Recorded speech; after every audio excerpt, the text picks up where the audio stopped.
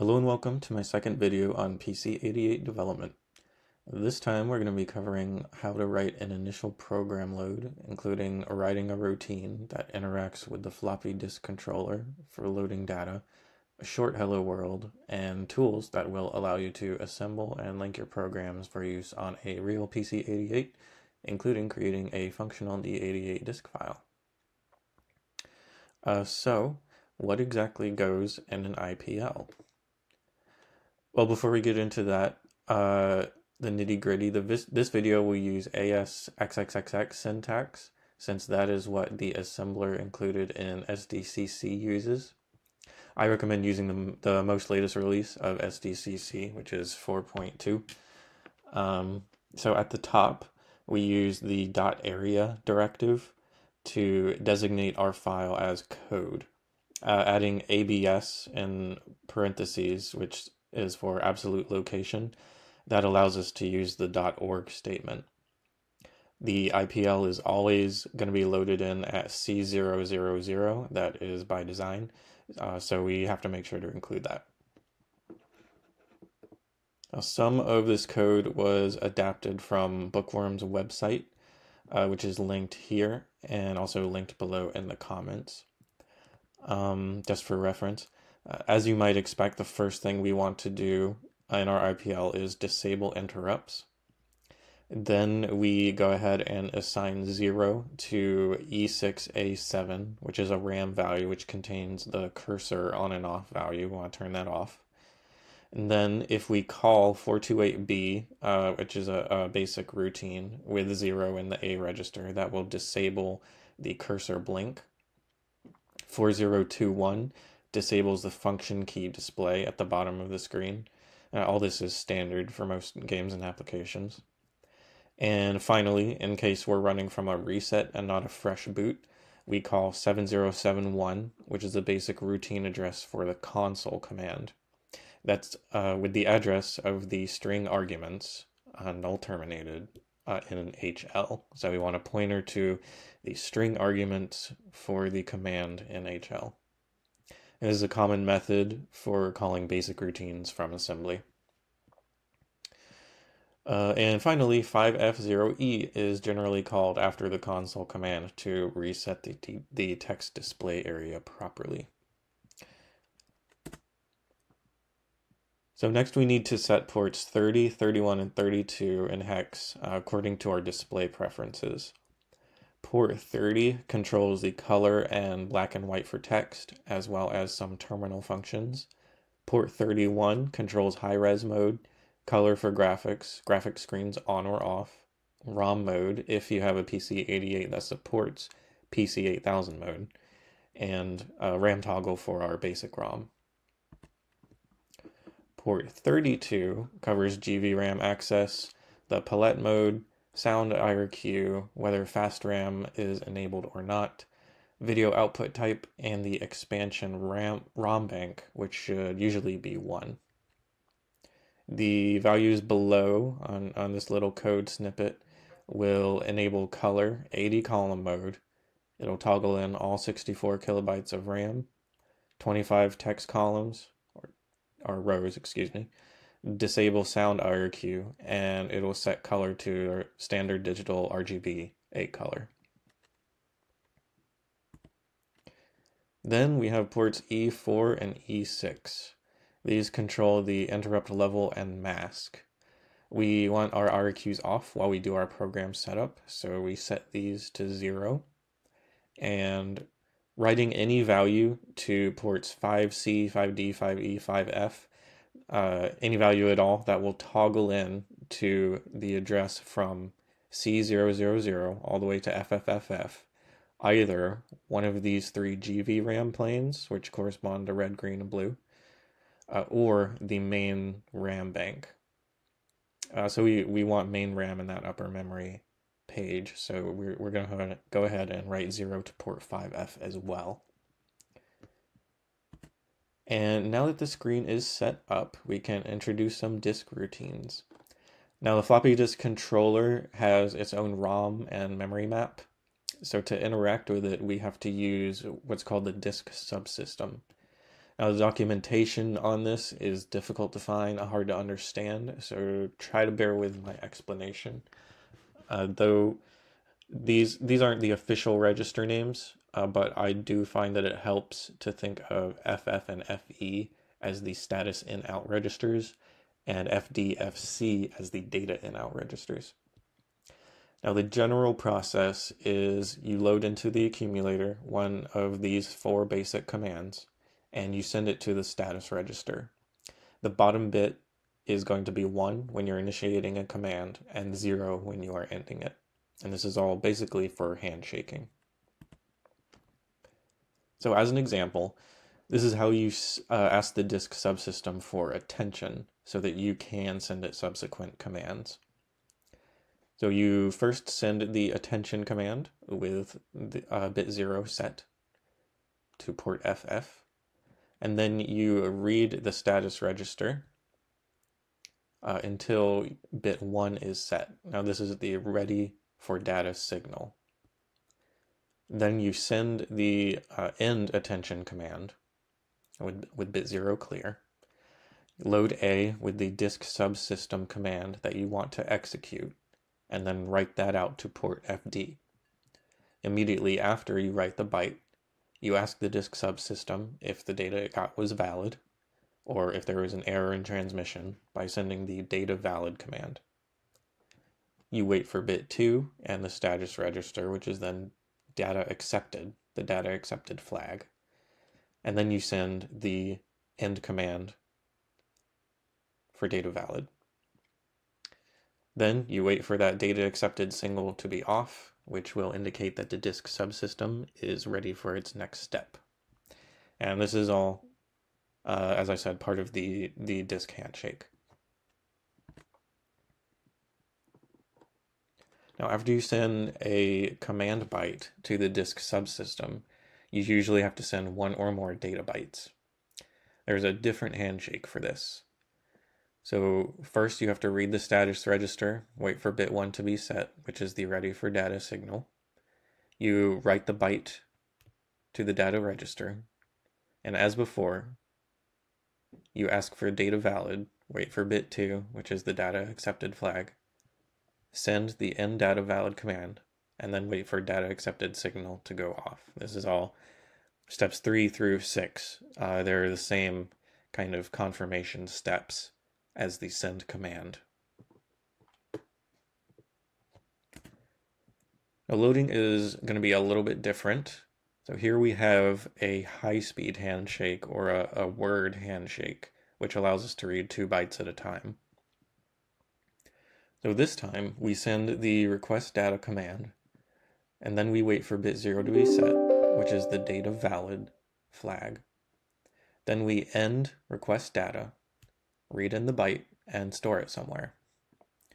We then send the data accept command to the status register and wait for the disk subsystem's data valid flag to go off.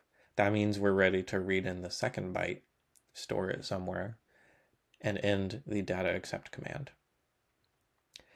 And yes, if you're thinking this is extremely complex, it is. I myself had to pore over this several times before I understood it. So don't fret if you're trying to replicate this by hand and it's not quite working. Remember, the example project is linked below, and that should get you to where you need to go. Here are some examples of some of the disk subsystems commands, frequently used ones. These were taken from this website linked here. 1.4 gets the device status. Following the send command, you then send the drive number 0 or 1. And the byte that it returns is going to have bit 5 set if the device is okay, if it's ready, and bit 3 set if it supports 2D. 0.1 is for write data or saving to disk. The arguments are going to be the same as read data, but in this case, you're also sending the data as well, which you want written. 0.2 is read data, which we will go over next. And for 01 and 02, if you can't enable word mode, the fast handshake mode, by sending 11 or 12 as a command byte after the disk arguments, after the start track byte. 13 returns 8 bytes total, the get error info command. It will first return the command that failed, the 3 disk status bytes, which I will have to look up again after this video, the cylinder head and record, which the cylinder and head combined create the track number, and the record is just the sector number. The final byte, I believe that indicates the distance into the sector which the loading failed. Okay, so let's write a fast load routine to get on with it. First thing we do is we send command byte 2. Then we send the number of sectors to load, in our case 1, which is equivalent to 256 bytes.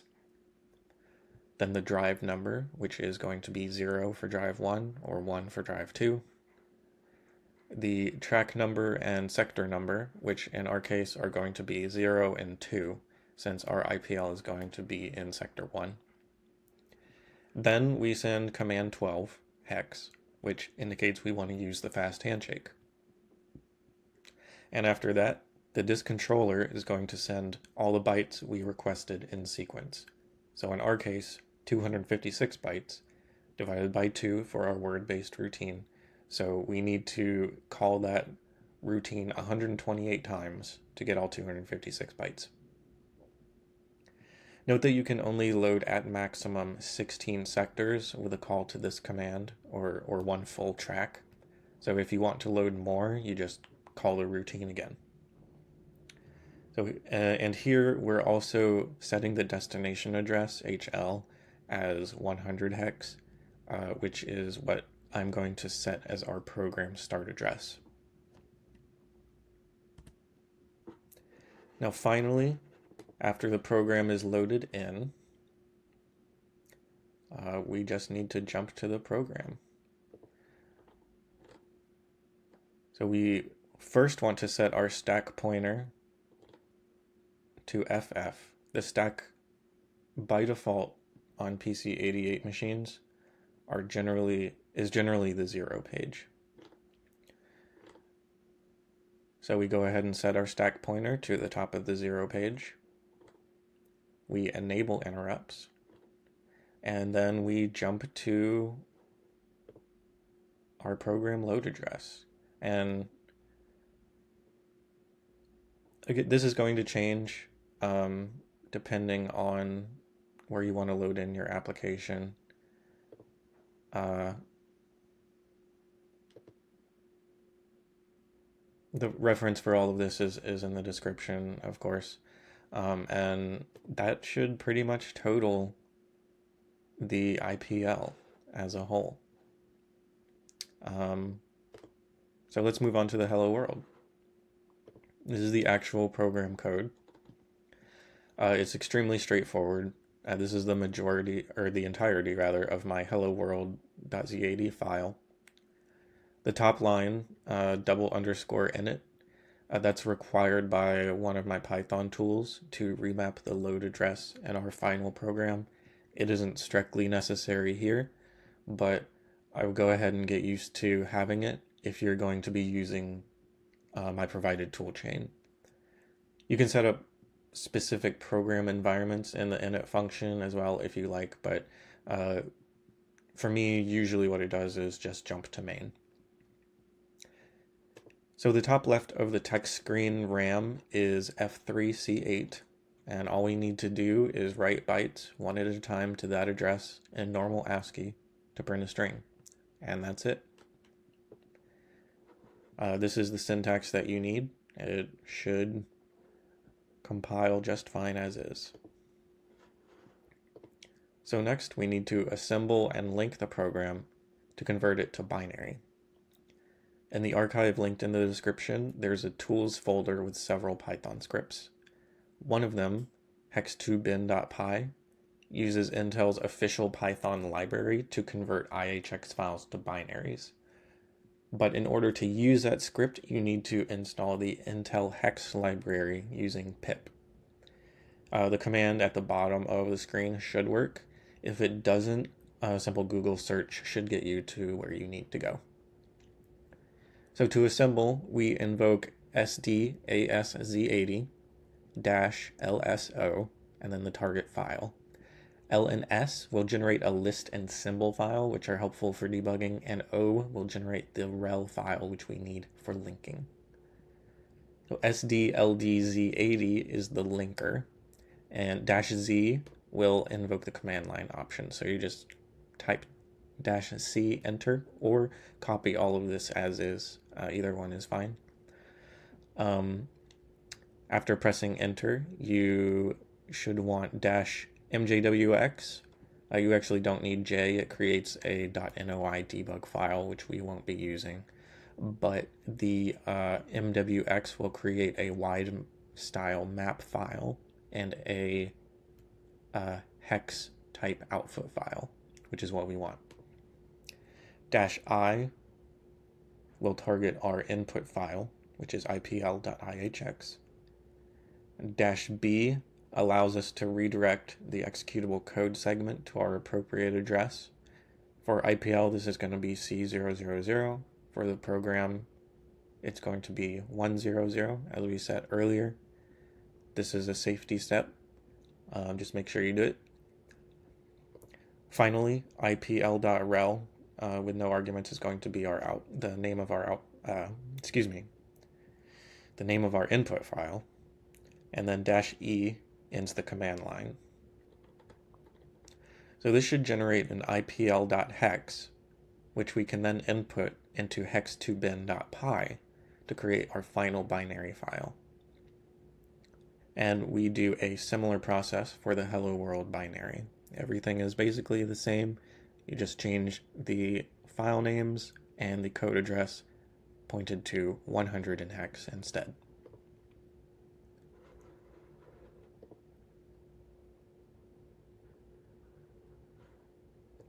So fixboot.py will search for the init function in your .map file and update the generated IPL.bin. Note that this is byte location dependent, the script is, so it will only work on the default IPL. This could use some work. It's a helper script. Sometimes it's needed, sometimes it's not, but I always use it just to make sure that my IPL, the default, is always pointed straight at the init function, just in case the compiler relocates it. Make d88.py included in the tools folder. It also requires the additional d88.py file. This was written by me to replace old closed source Windows only executable tools. If you have the ability to create a disk file, input your binaries at the desired location, that's awesome. Go ahead and do it however you know how.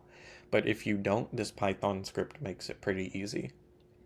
The arguments are just going to be the name of the disk file. If it doesn't exist, that's okay. It just creates a blank one.